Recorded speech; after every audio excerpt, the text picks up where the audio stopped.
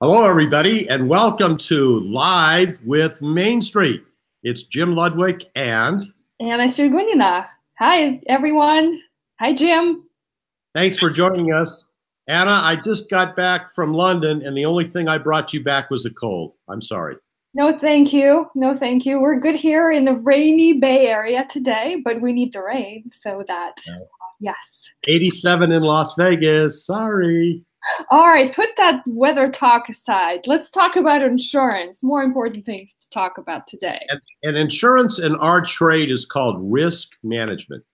People have a risk, and they need to lay it off on the group, and that's what life, health, disability, automobile, homeowner, renter insurance is all about.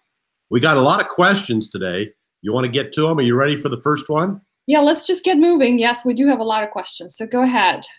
Insurance companies don't pay claims, haha, while costs have skyrocketed. Isn't it better to be debt-free and save the money destined for premiums so that you have 2 years worth of emergency needs, and therefore you can kind of self-insure?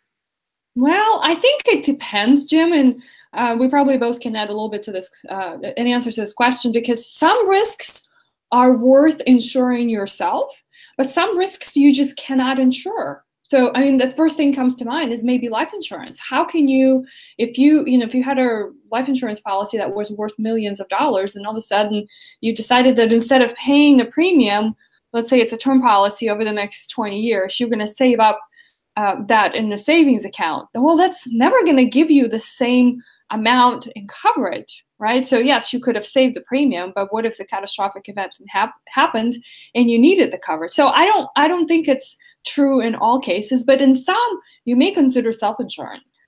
So for example, what would be a good example of self-insuring, Jim, versus getting an insurance? Self-insuring might be your car's not worth very much, and therefore if it gets totaled in some wreck and it's worth $3,000 or $4,000, you've self-insured for that because you only have liability insurance. You don't have collision or comprehensive. That would be self-insured. Yeah, that's a typical one. We do frequently recommend that when the car is not worth as much. Get rid of the collision coverage. Okay. Any other ones that we talk about too? I want to go back to the assumption. I'm not sure it's false, but it needs some comment that the costs have skyrocketed. Costs for medical insurance and car insurance and homeowners insurance have gone up, but the insurance companies have to go state by state. This is state regulated, and they have to justify to the insurance commissioners that their claims paying has gone up also. And along with that, their returns on their real estate and their bonds have not kept up with the inflation of the claims. So that's why premiums have gone up. They have to prove it state by state. So higher claims mean higher costs. There's no doubt about it. Yeah, yeah. Well, I mean, the next question is kind of in the same realm of whether it's worth buying it, but it has to do with the health insurance. So would it be better to have what's called a catastrophic policy, right? The one that has maybe higher deductible and lower premium, or have more a Cadillac type of policy and just pay the premiums and and make sure that if you're using the coverage, I guess I'm trying to read it between the lines. But I think it's for the same reasons, right? You just have to see and estimate, right, what would be your needs for this year, right? Because you can always change your health insurance coverage once a year. But many times health issues come up without knowing about it. And therefore, one of our clients recently discovered that she had leukemia. Well, that's total shock. It's not in her family history. And luckily, this client is going on Medicare in the next few months. So the downside cost risk of that is minimized. But we have plenty of clients and prospects that are between 55 and 65 that are thinking about quitting their full-time employment and individually for health insurance. And that's where the costs have been high, because the insurance companies know people after 55 have more costs, and therefore they're requiring them to pay higher premiums. I want to mention cost-sharing programs, which have been around for a while, but are gaining popularity because traditional health insurance premiums are so high. They're almost all Christian-related, and some have been around more than 20 years. They're cost-sharing programs, not insurance. And if someone is interested in getting more information, I have a report from a financial planner that belongs to the XY planning group who did a nice detail on the 4 different most popular cost-sharing programs, and I can send that to people. That's another way to just have catastrophic coverage and then pay out of your pocket as you go for the lower cost things. It's called cost sharing. Yes, we do. And we do have quite a few clients. And I think the whole landscape of retirement is quite a bit changing, right? You probably can notice that too, Jim, with our clients, that, you know, mid 50s to late 50s, early 60s, when a lot of folks consider doing something else, not working full time for you know, an employer, or starting their own businesses or doing contracting work. And so therefore you have to figure out other ways to get health insurance, and that's kind of pricey. So yes, people reach financial independence, and we can document that and reassure them that they've got financial independence. But the highest increasing cost in everyone's budget is healthcare. And there was a graphic I used, I tweeted it, and I've been using it in presentations lately. And that shows that hospital and healthcare costs have grown more in the last 20 years than any other element in people's budgets. And it continues to do so. Yeah.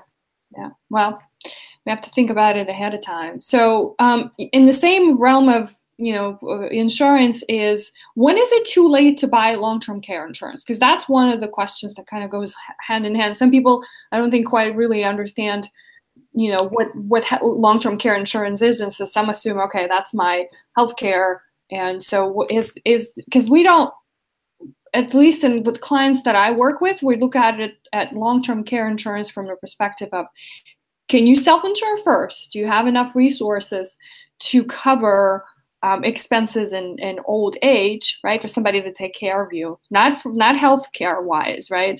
And then if you don't, then we would be looking at recommending buying a supplemental policy first. Very few that have I have recommended buying a full-blown policy, and clients actually do come to us with already insurance, you know, long-term care insurance in hand. So when is it too late to buy it, Jim?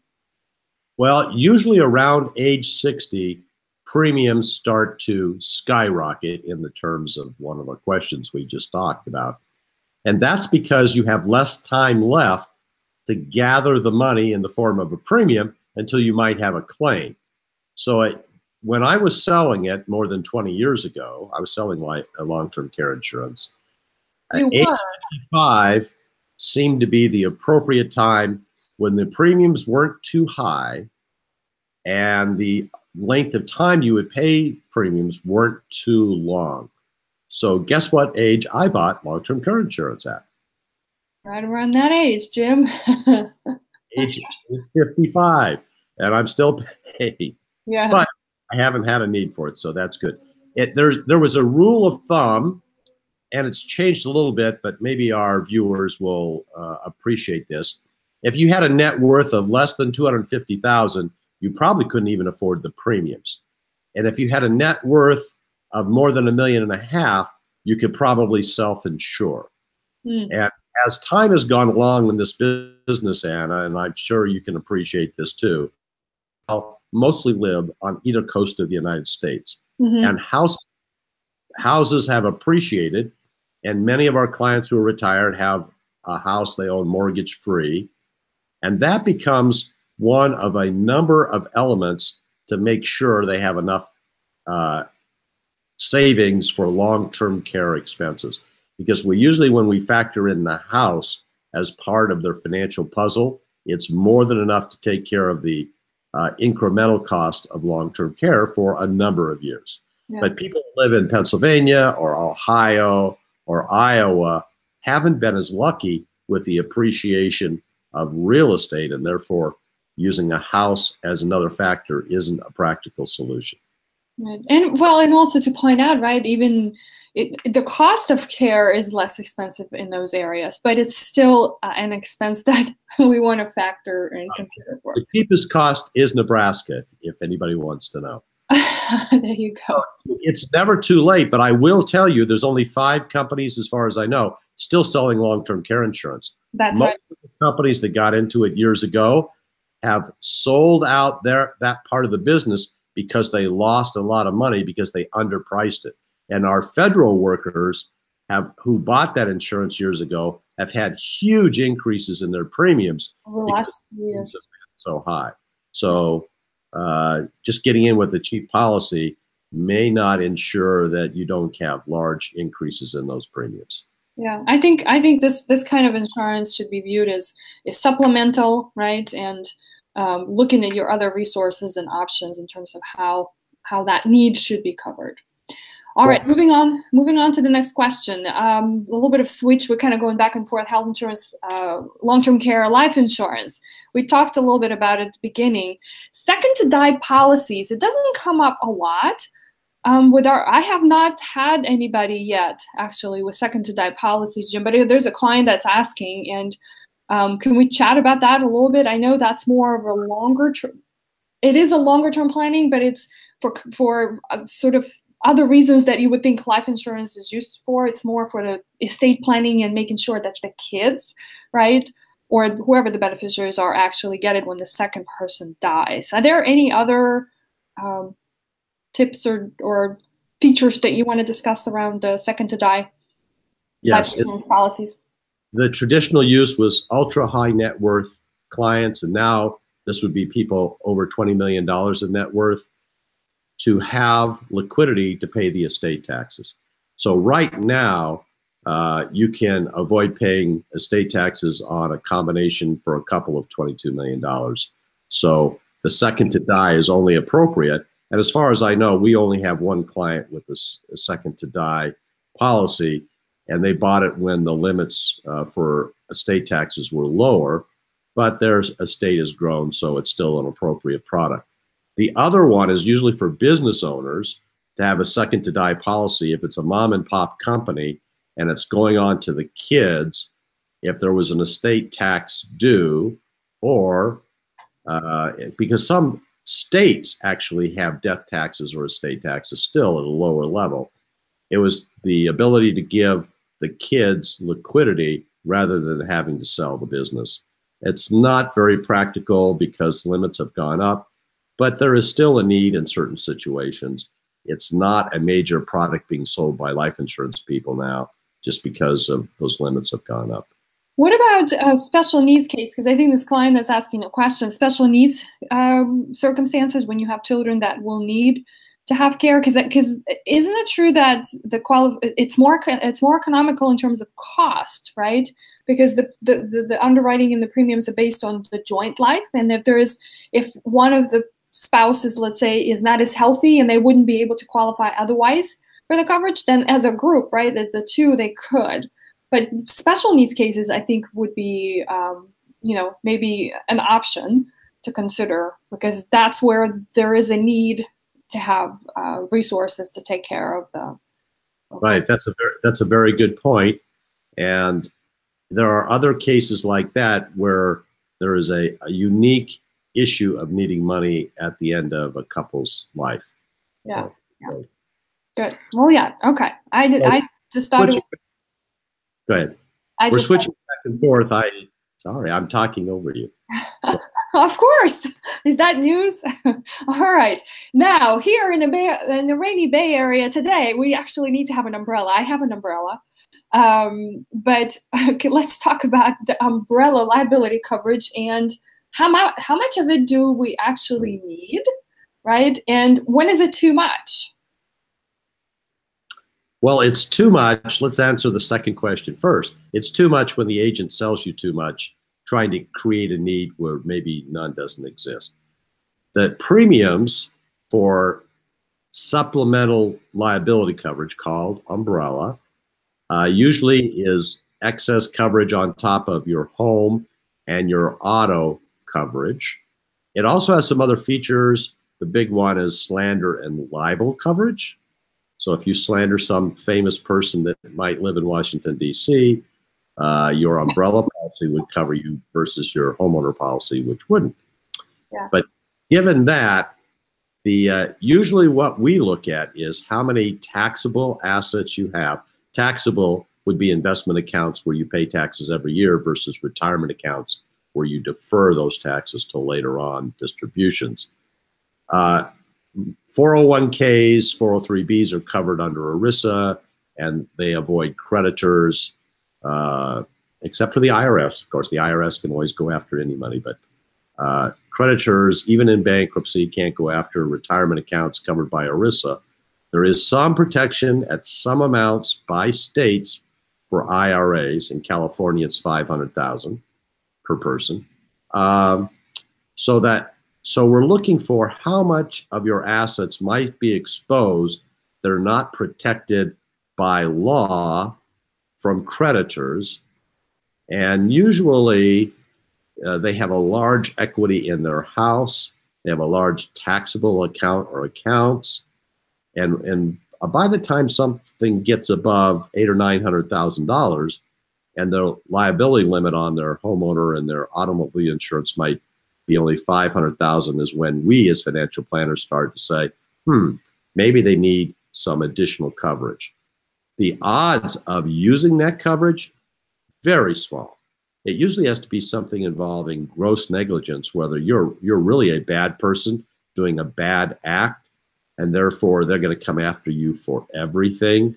But for most people, and especially our clientele, I've never even heard of one of our clients, and we probably have 1,400 clients at this point that we've seen over 15 years, has ever invaded their umbrella liability policy if they had one. So how much is too much? They have to think about their risk and their exposure and just say, it would be nice if I had another $1 million on top of my $500,000. Because remember, insurance companies have a duty to defend you, but the amount they pay the attorneys to defend you comes out of your limits. Mm-hmm. So if your limits are too small, that doesn't give them as much money to settle with, because most of these cases don't go to trial. Most of these are settled. So you want to have a high enough limits to settle, and you have to look at your exposure and your behavior. If you've had a DUI, if you've speeding tickets, if you have a gun collection or some sort of thing where you might have a higher risk, then you might want to have a little bit more umbrella liability coverage. But for most of our clients, $1 million or $2 million is more than enough for any risk they would be exposed to.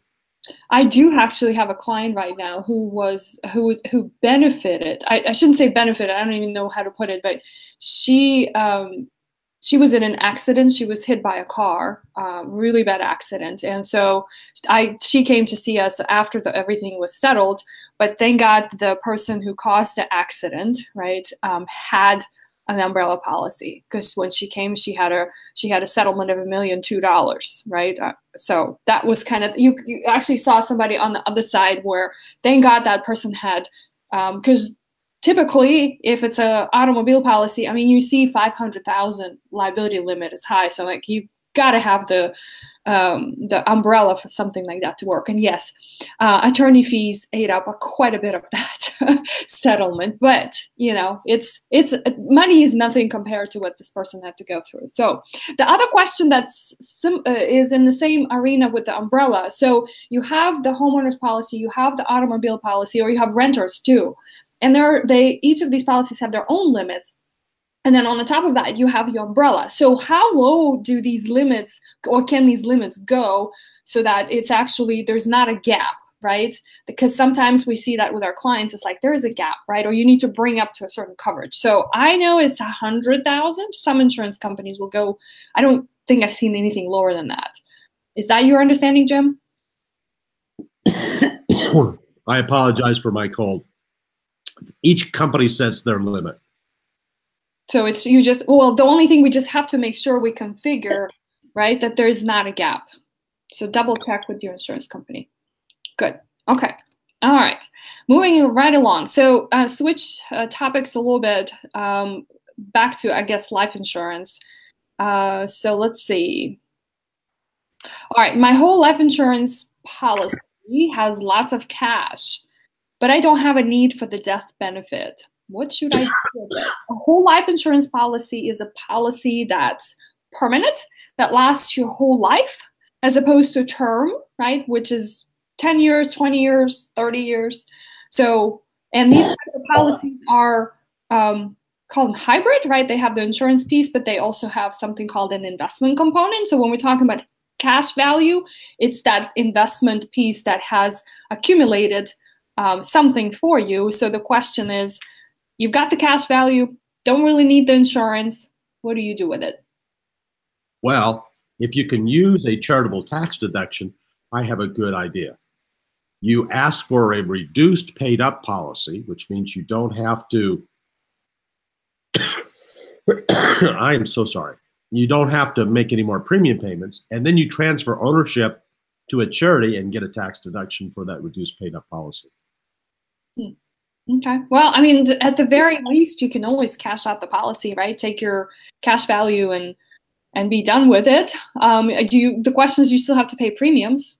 Probably not, right? When you have a substantial cash value, you can stop paying premiums. And anytime you take out insurance proceeds short of a death benefit, there could be a tax consequence. Yes, right. So any gain over the premiums that you've paid would be taxed at ordinary rates, not capital gains. Yeah. Well, I mean, I think with giving it another thought with the whole life policy, when you started it, there was some reason why you considered, unless you were just sold the policy, but you've considered having a permanent. Many times parents have bought this policy. True. And that's why it's gained so much cash value.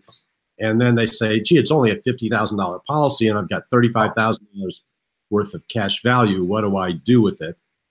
And you can cash it in, you can get a reduced paid up policy, or my idea of donating it to charity. Yeah, those three options. Okay, good. All right, so how often should you switch property insurance companies? So that's home, auto, umbrella, liability, renters policies. Like, we don't see our clients shopping around as often. I think we're the ones who are rocking the boat a lot of times and saying, when did you look at your policies last time? Hey, is it a good time to look around and see if you can get better quotes and better coverage? So how often does that happen? I don't see that it's a once a year kind of activity, but once every few years, I think it's not switching, but at least reviewing your coverage because things change. Is that? And actually, Anna, that's a good turn to the two webinars I'm doing this month. One on how to shop for car insurance, and one how to shop for homeowners insurance. And I'll be addressing those issues of what kind of questions you need to ask, how you compare them, looking at sample policies, and then making an intelligent, informed consumer decision.